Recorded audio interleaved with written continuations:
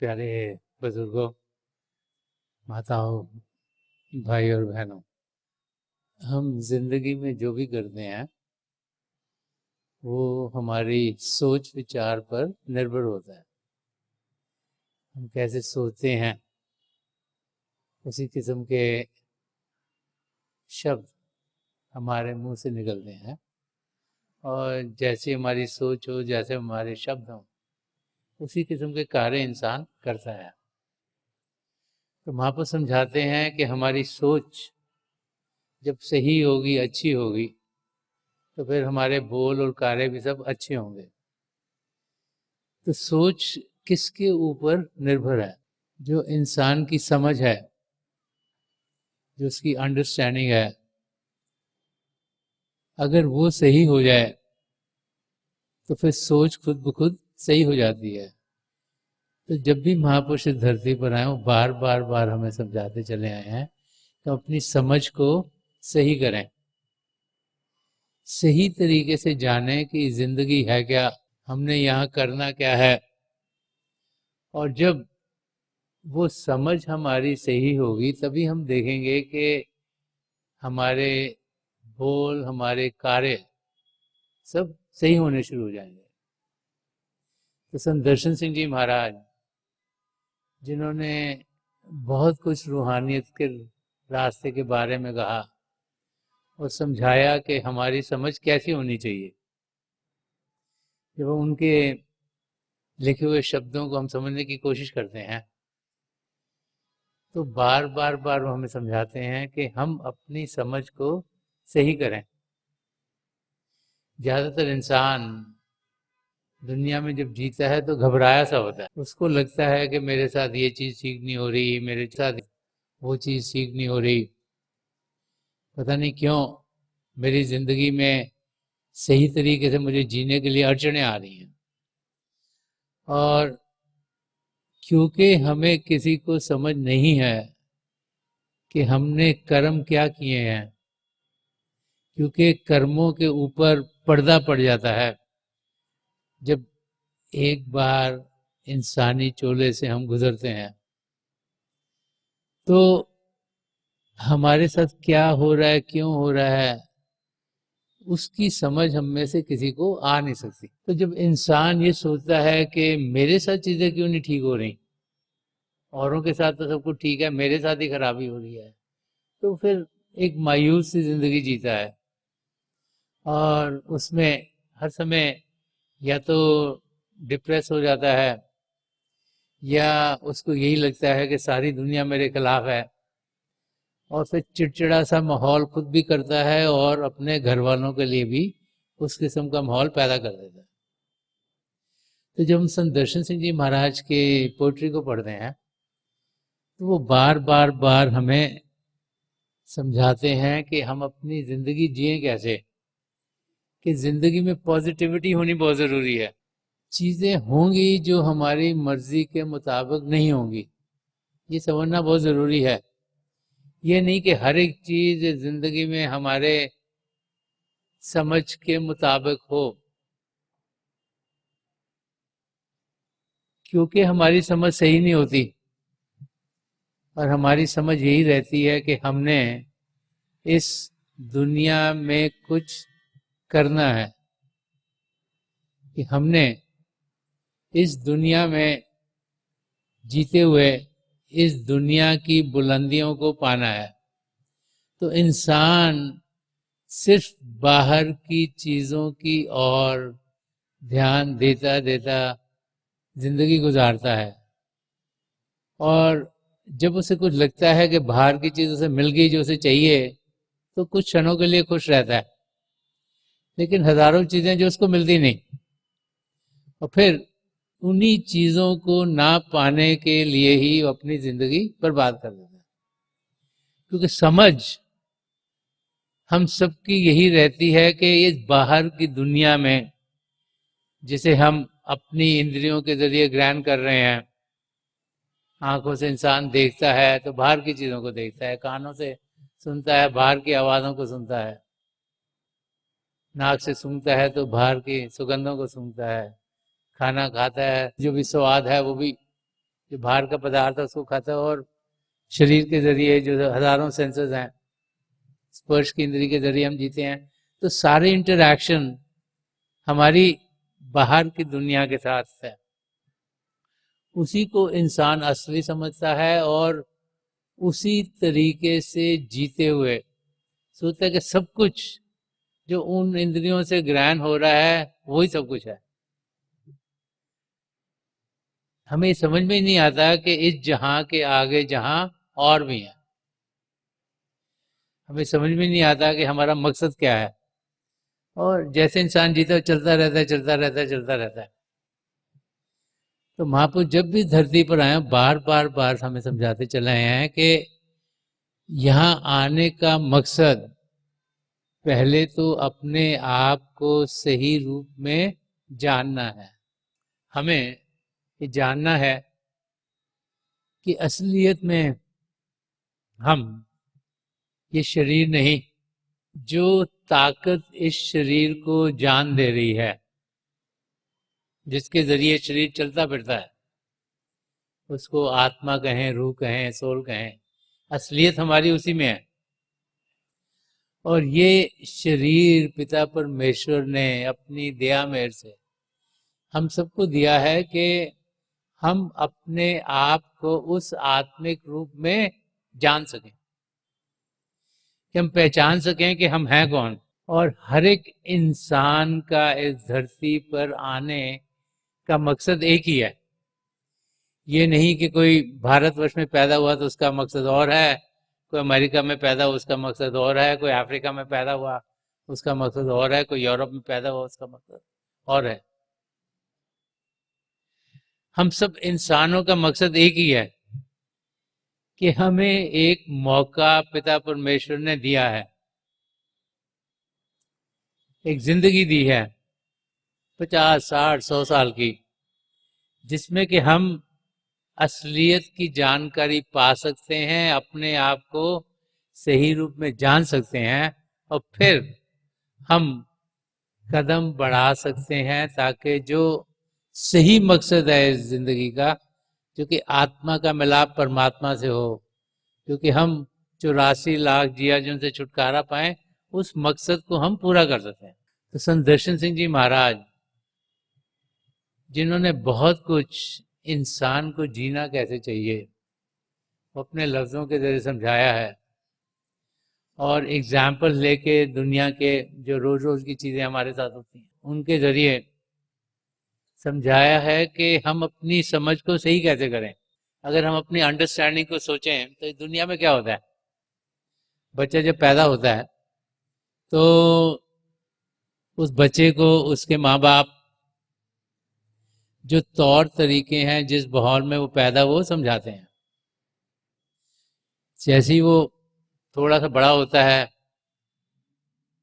जिस घर बार में वो पैदा हो वहां पर जो भी भाषा बोलते हो उनके पेरेंट्स वही भाषा बच्चा भी सीखनी शुरू करता है। क्योंकि भाषा के जरिए, वर्ड्स के जरिए हम बच्चों को समझाते हैं, और अपने एक्शंस के जरिए जो वो बच्चे देखते हैं कि हम कर क्या रहे हैं वो भी वैसे सीखते हैं। उनका चलना, उनका बड़ा होना, उनकी समझ आस्ते आस्ते, चाहे पहले उस लैंग्वेज के अल्फ़ाबेट सीखे हैं, फिर वर्ड सीखते हैं, फिर वो सेंटेंसेस बनाने शुरू कर देते हैं, फिर स्कूल में जाते हैं तो पढ़ते लिखते हैं, तो उनकी समझ उस दायरे में बढ़ती है। लेकिन अगर हम देखें तो हम उनको ट्रेनिंग क्या दे रहे हैं, वो लफ्ज जिनके जरिए हम बाहर की दुनिया की जानकारी पा सकें, वो विद्या जो कि अपर्या विद्या, जो बाहर की विद्या, इस दुनिया की विद्या है, जानकारी उन चीजों की जिनके जरिए हम सोचते हैं कि इस दुनिया में वो सही तरीके से जी सकेंगे। और जैसे जैसे वो बच्चा बड़ा होता है, दुनिया की चीजें सीखते हुआ, फिर वो दुनिया की और ही ध्यान ज्यादा देना शुरू करता है, क्योंकि हर एक तरफ से चीजें उस किस्म की आ रही हैं। घर में भी माँ बाप उन्हें सिखा रहे हैं कि तौर तरीके कैसे हैं। जब स्कूल कॉलेज में जाते हैं तो भी उन्हें बताया जाता है कि किस किस्म की बैकग्राउंड थी, हमारी हिस्ट्री क्या थी, किस दुनिया में हम जी रहे हैं और कैसी कैसी यहाँ पे चीज़ें होती हैं, और उस किस्म की ही एजुकेशन हम देते हैं बच्चों को। तो दुनिया की जानकारी हम उनको देते हैं और सुबह से रात तक अगर वो दुनिया की चीज़ों को ही सुनते रहते हैं तो उनका ध्यान भी दुनिया की ओर चला जाता है। तो जब दुनिया में जीते हुए जो वो करना चाहते हैं होता नहीं, तब उन्हें बहुत तकलीफ होती है। जब चीज़ें ठीक चलती रहती हैं तो इंसान बड़ा खुश रहता है, लेकिन जैसे ही उसकी ज़िंदगी में कुछ ऐसा हो जाता है जो उसके मुताबिक नहीं, तो उसकी हलचल बढ़ जाती है। और ज़िंदगी में हम देखते हैं कि बहुत सी चीज़ें ऐसी होती हैं जो हम चाहते हैं हमारी ज़िंदगी में हों, लेकिन होती नहीं। तो संत दर्शन सिंह जी महाराज, क्योंकि समझते हैं कि हम सब दुखों से गुजरते हैं, हमको लगता है ये भी दुख आ गया, वो भी दुख आ गया, ये भी ठीक नहीं हो रहा, वो भी ठीक नहीं हो रहा, पता नहीं कभी ठीक भी होगा कि नहीं होगा, कि मैं ऐसे ही चल बसूंगा, ऐसे ख्यालात इंसान को आने शुरू हो जाते हैं। तो संत दर्शन सिंह जी फरमा रहे हैं कि फूल ही फूल हैं कहते हो जिन्हें तुम कांटे। हम लोग तो सोचते हैं ना ये भी कांटा है, वो भी कांटा है, ये चीज भी तकलीफ दे रही है, वो चीज भी तकलीफ दे रही है, वो चीज भी तकलीफ दे रही है। कि फूल ही फूल हैं कहते हो जिन्हें तुम कांटे, मेरी दुनिया जुनू में कभी आओ तो सही। तो संत दर्शन सिंह जी महाराज फरमा रहे हैं कि हम लोग यही सोचते हैं कि हमारे साथ तकलीफें जुड़ी हुई हैं और सोचते हैं कि हम तो तकलीफों से घिरे हुए हैं। तो संत दर्शन सिंह जी महाराज फरमा रहे हैं कि क्योंकि हमारा नजरिया सही नहीं है, हमें लगता है कि हमारे साथ तकलीफें हैं, लेकिन अगर हम उनके बताए हुए रास्ते पर चलें, उनकी दुनिया में जाएं। उनकी दुनिया क्या थी? प्रेमो आनंद की दुनिया, मस्ती की दुनिया, प्रभु की याद की दुनिया, प्रभु के मिलन की दुनिया, खुशियों से भरपूर दुनिया, एक शांत दुनिया। तो संत दर्शन सिंह जी महाराज फरमाते अगर आप मेरी दुनिया में आओगे तो आपको समझ में आएगा कि ये कांटे नहीं, ये फूल हैं। अब हम जब जिंदगी में देखते हैं कैसे एक चीज जो हमें लगती है कि बड़ी मुश्किल है और हमें तकलीफ दे रही है, वो समय के साथ जब उसका हम अपना नजरिया बदलते हैं और एक पैशन से, एक जुनू का मतलब होता है कि पूरी तरीके से उसमें मस्त होना, कि कह रहे हैं कि मेरी दुनिया है जुनू, जो मेरी दुनिया जो प्रभु के प्रेम से भरपूर है, जो प्रभु की मस्ती से भरपूर है, उसमें कदम उठाएं तो हम देखेंगे कि वो जो हमें कांटे लग रहे हैं वो कांटे नहीं, फूल हैं। एग्जाम्पल के तौर पर अगर लेट्स से कोई नया काम को इंसान शुरू करने जा रहा है, चाहे आप पढ़े लिखे हैं, आप सोचते हो मैं बिजनेस करूंगा, तो आपने बिजनेस शुरू करा और आप बिजनेस कर रहे हो, और कोई भी बिजनेस शुरू करने के लिए बड़ी तकलीफें आती हैं इंसान को, और जिसने बिजनेस ना करा पहले तो उसको सोचना पड़ता है बिजनेस करें कैसे, सामान को बेचे कैसे, बनाएं कैसे इसको, और बड़े सारे स्टेप्स होते हैं बीच में। और आजकल तो जो स्टार्टअप्स जैसे लोग शुरू करते हैं, तो सक्सेसफुल कौन होता है? जो तो कठिनाइयों से डर जाते हैं वो तो वैसे के वैसे ही रह जाते हैं, उनको काम छोड़ना पड़ता है। लेकिन जो पूरे लगन से, प्यार से उस बिजनेस को समझ के आराम से लगे रहते हैं, जिनके अंदर एक पैशन है कि हमने इसको सक्सेसफुल करना है, वो जब बड़े प्यार से उसमें लगे रहते हैं तो देखते समय के साथ उनका बिजनेस, उनकी चीजें ठीक ठीक होनी शुरू हो जाती हैं। तो जब समझ इंसान की सही हो कि हमने ये चीज करनी कैसी है, उसको समझना, उसके सारे चीजों को समझना और उनको फिर एक एक करके ध्यान देके ठीक करना, तो इंसान अपने मंजिल तक पहुंचता है। लेकिन जब तक वो होता नहीं तब तक लगता है तकलीफें ही तकलीफें ही तकलीफें ही तकलीफें। हम सब जब मुसीबत आती है तो सोचते हैं कि मुसीबत क्यों आ गई, कैसे आ गई, घबरा जाते हैं। ये नहीं समझते कि कई बारी जब मुसीबत आती है तभी हमारा ध्यान पिता परमेश्वर की ओर ज्यादा जाता है। तो हम कई बार सोचते हैं कि मुश्किल आ गई, मुश्किल आ गई, पर देखते हैं मुश्किल में हम परमात्मा को ज्यादा याद करते हैं, और जब प्रभु को हम याद करते हैं तो वही जिंदगी है, वही समय बढ़िया है, उससे बढ़िया कोई समय हो ही नहीं सकता। तो संत दर्शन सिंह जी महाराज यही फरमा रहे हैं कि फूल ही फूल हैं कहते हो जिन्हें तुम कांटे। तो हम लोग सोचते हैं कि ये भी चीज खराब है, ये भी चीज खराब है, बट जब जब खराबी होती है चीज में तो क्या करते हैं, पहले तो कोशिश करते हैं उसको फिक्स करने की। फिर जब हमसे फिक्स नहीं होती क्या करते, फिर प्रभु को याद करते हैं, प्रार्थना करते हैं प्रभु से, हे पिता परमेश्वर ये चीज हमारी ठीक कर दो। तो ध्यान अगर प्रभु की ओर गया तो वो अच्छा है। तो संत दर्शन सिंह जी महाराज हमें यही समझा रहे हैं कि छोटी मोटी चीजों से इंसान को घबराना नहीं चाहिए, अपने नजरिए को बदलना चाहिए। ये समझना चाहिए कि अगर कोई तकलीफ आई है तो हमारे कर्म कट रहे हैं, कोई कर्म जो हमारे साथ जुड़े हुए हैं, जब तक वो कटेंगे नहीं तो 84 लाख जिया जो उनसे छुटकारा नहीं मिलेगा। तो हमारी किसी भी चीज को देखने का नजरिया जब सही होता है तो हर एक चीज हमारी बेहतर होनी शुरू हो जाती है। और इसीलिए बार बार बार जब भी महापुरुष धरती पर आते हैं वो बार बार बार हमें समझाते हैं अपने नजरिए को बदलें, अपने समझ को बदलें, समझें कि मकसद यहाँ आने का क्या है। जब वो समझ में आ गया कि प्रभु ने यहाँ भेजा है हमें अपने आप को जानने के लिए और पिता परमेश्वर को पाने के लिए, तो फिर उस और इंसान का ध्यान जाएगा, उस नजरिए से हम हर एक चीज को देखेंगे। इस दुनिया में हमने जीना है, जो सन्मत का रास्ता हमें यही समझाता है कि घर बार में रहते हुए हम अपने मकसद को पा सकते हैं। इस दुनिया में जीते हुए, इस दुनिया में प्रभु ने हमें भेजा है, पर हमारा मकसद है अपने आप को जानना, पिता परमेश्वर को पाना। तो इस दुनिया में जीते हुए हम अपने मकसद तक पहुंच सकते हैं। तो संत दर्शन सिंह जी महाराज में यही समझा रहे हैं कि हम अपने नजरिए को बदलें, ये जाने कि जब हम ध्यान पिता परमेश्वर की ओर करेंगे तो जिंदगी खुशियों से भरपूर होगी, आनंद की अवस्था में हम रहेंगे और हर एक चीज हमारे लिए बेहतर से बेहतर होगी। जब इंसान को ये समझ में आती है तो जिंदगी बड़े प्यार से उसकी गुजरती है, बड़े आराम से गुजरती है और आसानी से गुजरती है। और आगे संत दर्शन सिंह जी महाराज समझा रहे हैं कि तुम्हें आबाद नजर आएगी उजड़ी दुनिया।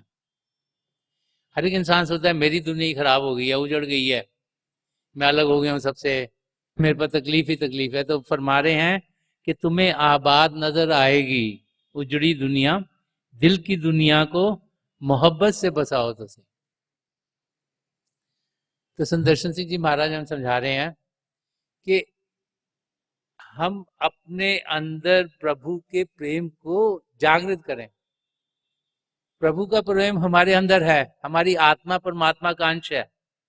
तो जो प्रभु की कैरेक्टरिस्टिक्स हैं, वो जो प्रेम के महासागर हैं, शांति के महासागर हैं, चेतनता के महासागर हैं, वो उनका एक अंश हमारे अंदर है।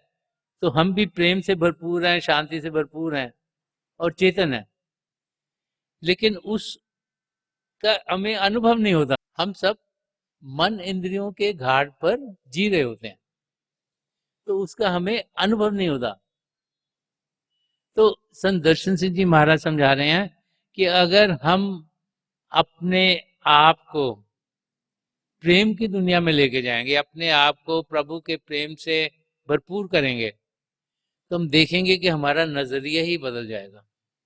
जब हम सोचते हैं कि हमारी तो जिंदगी खराब हो गई, उजड़ गई है, उसमें तकलीफें ही तकलीफें हैं, उसमें कोई अच्छा हो ही नहीं रहा, वो एकदम नजरिया बदल जाएगा।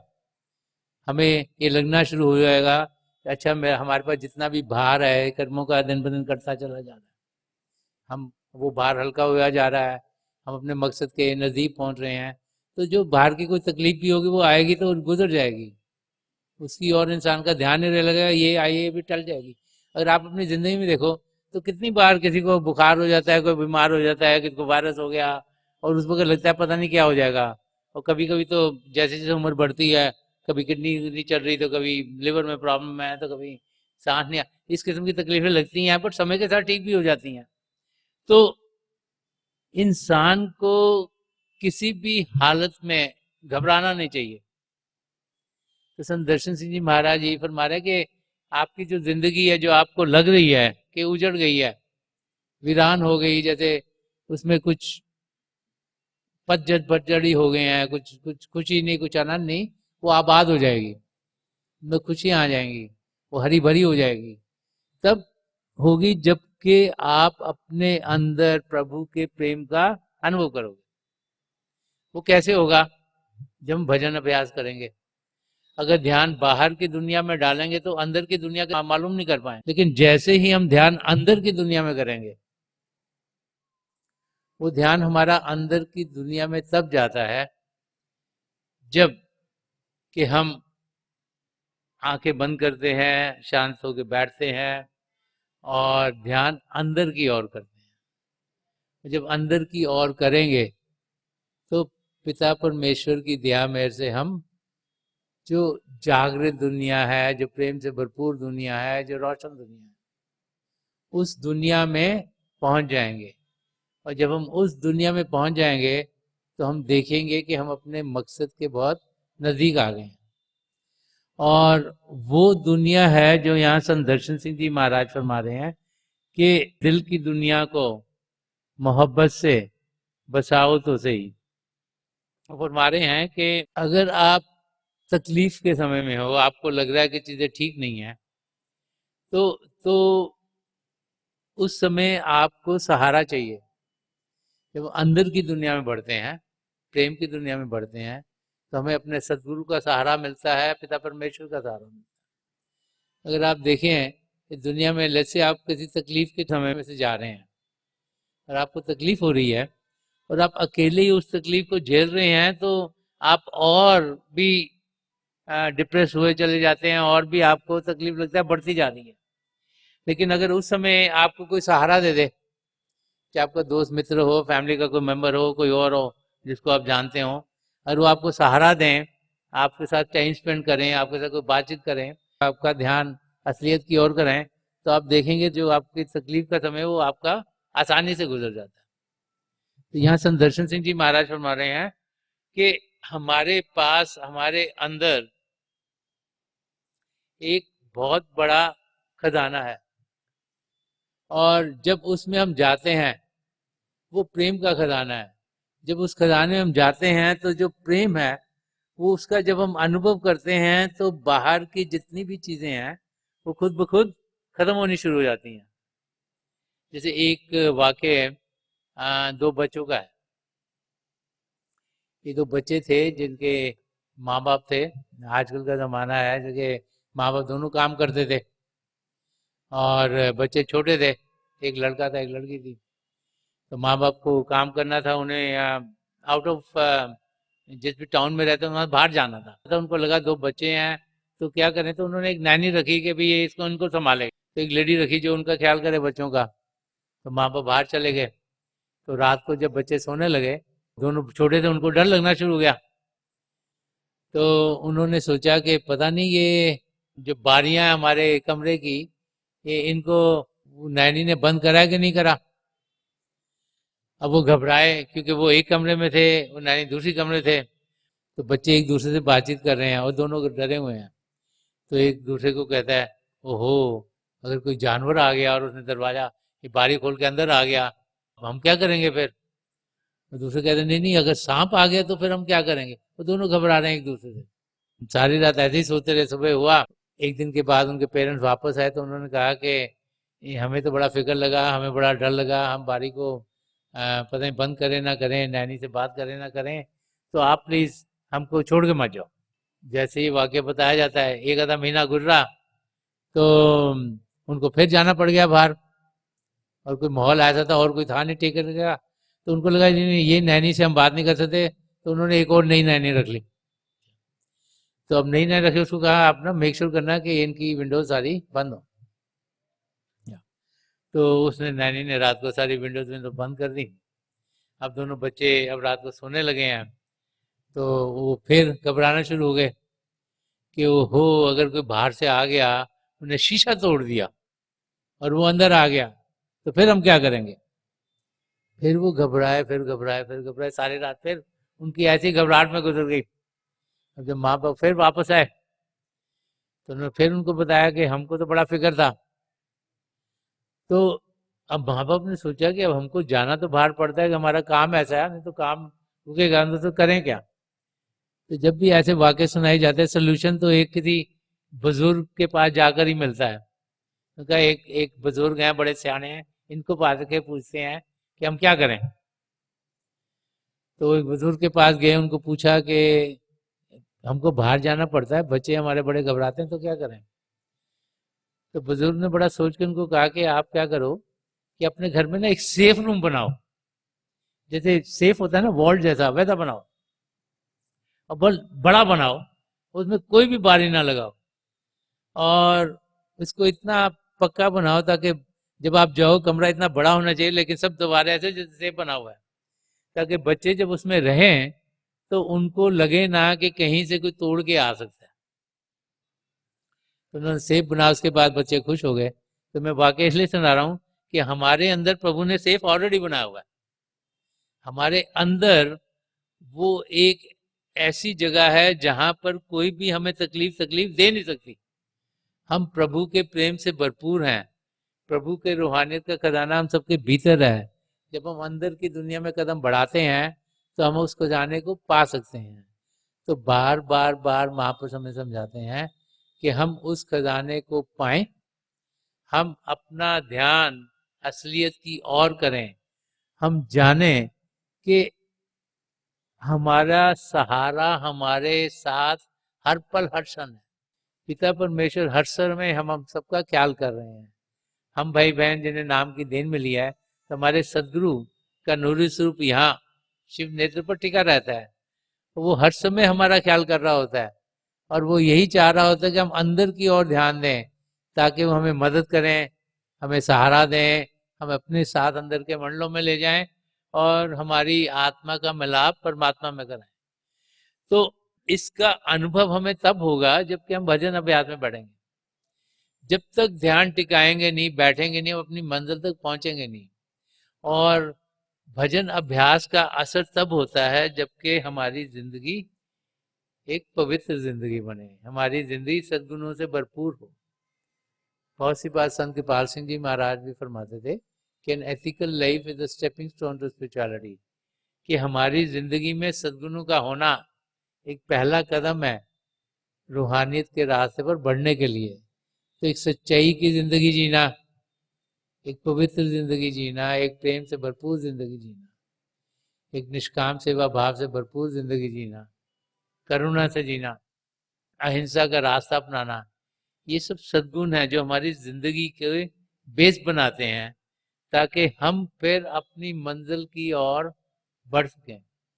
तो संत दर्शन सिंह जी महाराज के जब भी लफ्ज सुनने को मिलते हैं, समझने को मिलते हैं, तो बार बार बार वो हमें यही समझाते हैं कि हम अपने कदम अपनी मंजिल की ओर बढ़ाएं, हम प्रभु के प्रेम को अपने अंदर जागृत करें। और जब हम प्रभु के प्रेम को जागृत करेंगे तो हम देखेंगे कि हमारे कदम अपनी मंजिल की ओर तेजी से बढ़ते चले जाएंगे। हम सब इस धरती पर एक ही मकसद से आए हैं। हम अलग अलग लेवल्स पर होंगे, हमारे कर्म अलग अलग हैं, लेकिन मकसद सबका एक ही है। और हम सब इसी जिंदगी में 84 लाख जिया जुन से छुटकारा पा सकते हैं, ये बार बार बार महापुरुष हमें समझाते चले हैं। हमें अपने कदम प्रभु की ओर बढ़ाने हैं। ये जो हमारे अंदर रूहानी खजाना है, इसमें कोई ताकत नहीं जो कि हमें अपनी मंजिल पर जाने से रोक सके। इसीलिए हमें सिमरन दिया गया है कि जब हम अभ्यास करते हैं हम सिमरन करें, ताकि कोई भी ताकत जो सचखंड तक जाने वाली ना हो वो हमें फिर डिस्टर्ब नहीं कर पाती। तो इस खजाने में जाना तो हमारा कार्य है, कदम तो हमने बढ़ाने हैं, वो जो प्रभु का शब्द जो हमारे भीतर चल रहा है उसके साथ जुड़ने के लिए। तो बार बार बार संत दर्शन सिंह जी महाराज हमें समझाते हैं कि एक जुनू की जिंदगी, एक वो जिंदगी जो प्रभु के प्रेम से भरपूर हो, वो जिंदगी जिसमें हम प्रभु का प्रेम जो हमारे भीतर है उसका अनुभव करें, ऐसी जिंदगी हम जिए और वो जिंदगी तब होगी जब हम उस खजाने की ओर कदम बढ़ाएंगे। हम को शरीर को शांत करना आसान है, मन को शांत करना बड़ा मुश्किल है। और मन को शांत करने के लिए हमारे सदगुरु ने हमें नाम की देन दी है, सिमरन करने को दिया गया है, ताकि जब हम उन नाम का जाप करते हैं तो कोई ऐसी ताकत नहीं जो हमें अपनी मंजिल तक जाने से रोक पाए। तो जब इंसान एक पवित्र जिंदगी जीता है और भजन अभ्यास करता है, तभी वो अपनी मंजिल की ओर तेजी से बढ़ पाता है। तो थोड़ी देर के लिए हम सब अभ्यास के लिए बैठ जाएं। आप जहाँ भी बैठे हैं वहाँ आराम से बैठिएगा, अपनी आंखें बंद कर लीजिएगा। जो आंखों के डेली आई बॉल से सीधे सामने होने चाहिए, जैसे 8-10 इंच आपके सामने हो। आंखें बंद करते ही वो भाई बहन जिन्हें नाम की देन मिली है, आप सिमरन कीजिएगा। और जो भाई बहन या नए हैं, आप पिता परमेश्वर के किसी भी जाति नाम का जाप कीजिएगा। जाप मन ही मन करना है, ऊंचा नहीं दोहराना। मेरी प्रभु के चरण कमलों में यही प्रार्थना है कि हम सब को ऊपर जो प्रभु की दया मेहर होती है उसका हम अनुभव कर पाए। और जो पिछली सेंचुरी के महापुरुष हैं, हजूर बाबा सावन सिंह जी महाराज, परम संत कृपाल सिंह जी महाराज और दयालपुर संत दर्शन सिंह जी महाराज, उनके चरण कमलों में प्रार्थना है कि जो जो हम सबके लिए बेहतर है वही हमारी जिंदगी में डले, और हम प्रभु की जोत के दर्शन करते हुए अपनी मंजिल की ओर कदम बढ़ाते चले जाएं। थोड़ी देर में मैं आपको इस बैठक से उठाऊंगा और मेरी शुभकामनाएं आप सबके साथ हैं।